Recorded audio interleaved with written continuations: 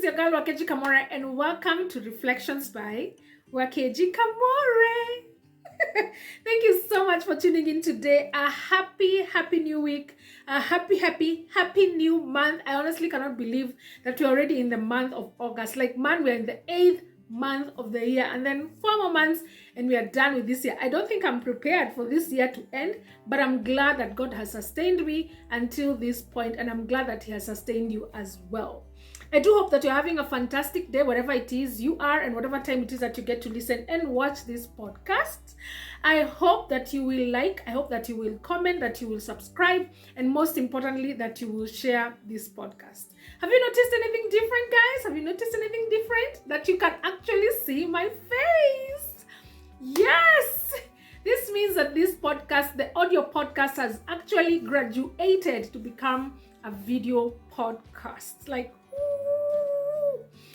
but I cannot actually go further without saying a special thank you to the people that made this possible. There are special people who have really supported the channel and supported this ministry. I texted a few people and I told them, oh, guys, I would like to do this and I would like to make this into a video podcast. And they sent their support that allowed me to buy a few gadgets that made this possible. So thank you so much for believing in me and believing in the calling that God has put in my life. Asanteni sana. And if I didn't text you, by the way, don't panic. You sit still, chillax, because your turn is coming. And I just text you to ask for support. So thank you so much, and thank you for following, thank you for watching, and thank you for making this possible. So actually, this would be a great time to invite your friend, because we're about to start the book of Deuteronomy, and it would be nice to have your friends join. You know, we're at the beginning of the book. That way they don't have to join in the middle. You know how hard it is to actually join stuff in the middle. I've joined Chama. It wasn't a Chama, a circle, a family circle in the middle. And having to always catch up with people is so much work, guys. So invite your friends now, and let's start the book of Deuteronomy together. And having said that, welcome to the book of Deuteronomy. So, not so fast though. Before we dive into the book of Deuteronomy, this is an introduction to the book of Deuteronomy. So that we just get to know what it's about, what should we expect. Are there going to be like talking donkeys here and stuff like that? So today we are just going to do an introduction to the book of Deuteronomy. So Deuteronomy is the 5th book of the Old Testament. It is the last book that was written by Moses. Actually, you can count Genesis, Exodus, Leviticus. Genesis, Exodus, Leviticus, Numbers, then Deuteronomy. So it is the first. It's the 5th book. The word Deuteronomy is translated from a word in Hebrew that actually means copy of this law. I will not say the Hebrew word because honestly I can't even pronounce it myself.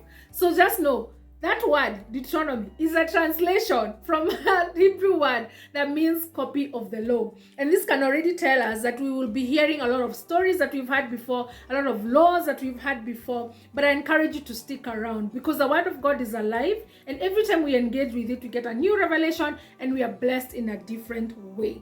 So stay tuned. So at the end of the previous book that we did, which was Numbers, just in case you forgot which book, the book of Numbers, we see God telling Moses that he will not be entering the promised land. I know, sob. He will not be entering the promised land, but he will go up to a mountain where he will actually be able to see the promised land from up there. And then after that, he will be gathered up by to his ancestors, meaning that he will actually just die at the mountain, which is really sad. So in preparation for his death, Moses gives these speeches or sermons. Let's call them they can be speeches or sermons that include a recount or flashback of everything that has happened from as the Israelites journeyed from Egypt to where they are at, which is at the plains of Moab. It includes the laws that were given, it includes blessings to each and every tribe, and even a poem or /song, because lazima tuimbe kawimbo. So it includes at the end there's a poem, and these speeches or these blessings or these recounts and flashbacks and this poem actually make up the book of Deuteronomy. So we can actually say that Deuteronomy is the last speech that was made by Moses. This is Moses's last speech. The sermons happen at the plains of Moab, which is where we left the Israelites at the end of Numbers, and it take up to about a month. It's actually, the book of Deuteronomy happened within a timeline of a month, 30 to 40 days at most. So why was Moses repeating the laws? Like, why is he repeating the laws? So in Numbers, when the Israelites refused to enter the promised land, God made them wander in the wilderness for a whole 38 years. And in these 38 years, God wiped out a whole generation. This is the generation that had actually left Egypt. This is the generation that was there when the Red Sea was parted. This was the generation that was there when the commandments were being given. This whole generation had completely been wiped out. So a whole new generation had now emerged. The generation was not in Egypt. This generation was not there at the Red Sea. This generation was not there at Mount Sinai. This generation was not there, like it wasn't there when the laws were being given. So it was important for Moses to recount the flashbacks or the history of what had happened in Egypt all the way, as they journeyed all the way to the plains of Moab. It was important for Moses to retell about this new generation of their forefathers, of the laws that had been given by God, just so that he could also remind them of God's faithfulness, God's power, God's intolerance of disobedience and worshiping idols, God's mercies. And it was important for Moses to just let this now new generation in on the rules of engagement. This is our God, and this is how we engage with our God. And that is the whole purpose of the book of Deuteronomy. So I'm just going to give you a small layout of the book, just so that we know every time we are in a chapter, you know where exactly we are on this layout. So the first 3 chapters are a recap of the trip from Egypt all the way to the plains of Moab. So that's the first three chapters. It's just a recap of, oh, this is what happened. At this point we did this. At this point the Israelites did this. At this point we did this, and this is where we are at now. In chapter 4, there's a call to obedience and a call to be faithful to God, who has been faithful to them to this point. So there's a lot of do not worship idols, do not forget these laws, not take away from this law or add anything in these laws. So there's just basically a call to obedience that happens in chapter 4. In chapter 5, all the way to chapter 26. Aki, please, if it was in a class, I would say, please don't doze in this season of chapter 5 to chapter 26. Stick around.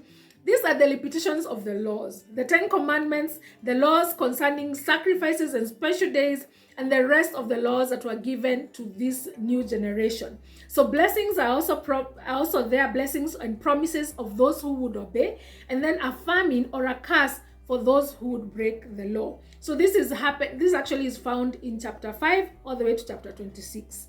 Then the theme of blessings and curses is continued from chapter 27 all the way to chapter 30. And this is why you get the Deuteronomy 28 blessings and Deuteronomy, I don't know that it's 29 curses. This is the part of that chapter that it's found, where the theme of blessing and curses is continued in chapter 27 to chapter 30.